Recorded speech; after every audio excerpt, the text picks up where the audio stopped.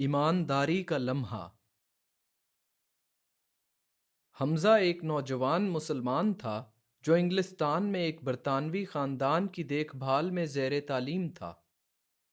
ایک دن والدین نے ایک مختصر سفر پر جانے کا فیصلہ کیا اور حمزہ سے کہا کہ وہ ان کی 6 سالہ بیٹی کی دیکھ بھال کرے۔ حمزہ راضی ہو گیا اور وعدہ کیا کہ وہ اس کی دیکھ بھال کرے گا، لیکن جب والدین سفر پر روانہ ہوئے تو لڑکی نے گلاس گرایا اور توڑ دیا۔ وہ روتے ہوئے یہ کہنے لگی، میری والدہ مجھے سزا دیں گی۔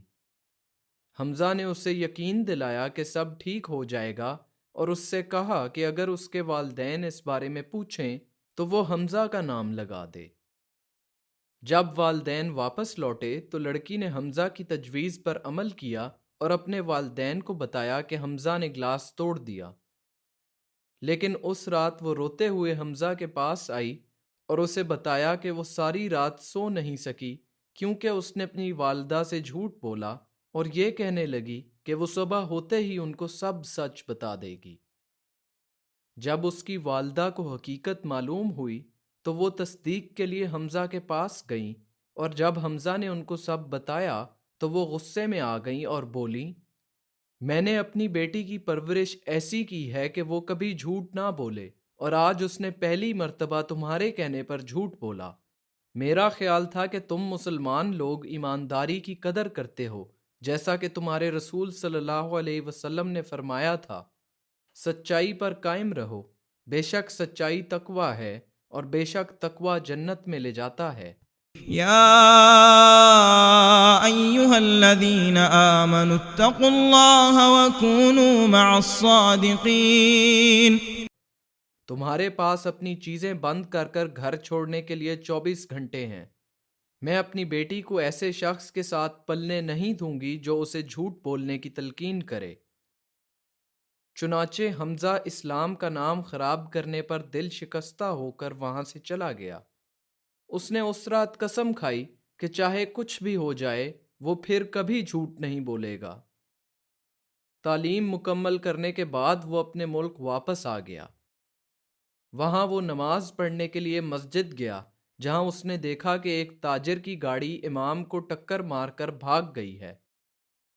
وہ بوڑھے آدمی کو ہسپتال لے کر گیا اور حادثے کے بارے میں آگاہ کرنے کے لیے پولیس کو بلایا، لیکن جب تاجر وہاں پہنچا تو اس نے حمزہ کو دھمکی دی کہ اگر وہ ایسے ہی سچ بولتا رہا تو وہ اسے جان سے مار دے گا، اور اگر وہ اس کی مدد کرے گا اور جھوٹ بولے گا تو وہ اسے بھاری رقم دے گا۔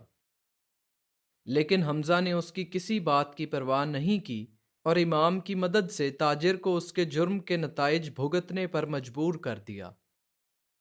اس دن حمزہ کو یہ جان کر فخر محسوس ہوا کہ وہ اسلام کی صالحہ اور سچی تصویر واپس لانے میں کامیاب ہو گیا اور اس نے جھوٹ کا سہارا نہیں لیا۔ اس نے اللہ کی پیروی کی اور فتح حاصل کر لی۔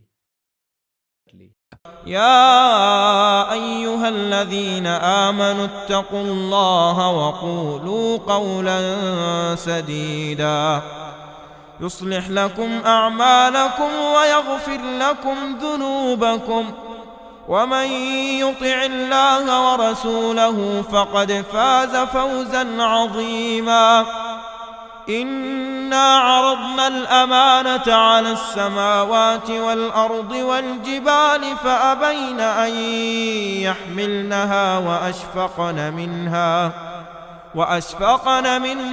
وحملها الإنسان إنه كان ظلوما جهولا ليعذب الله المنافقين والمنافقات والمشركين والمشركات ويتوب الله على المؤمنين والمؤمنات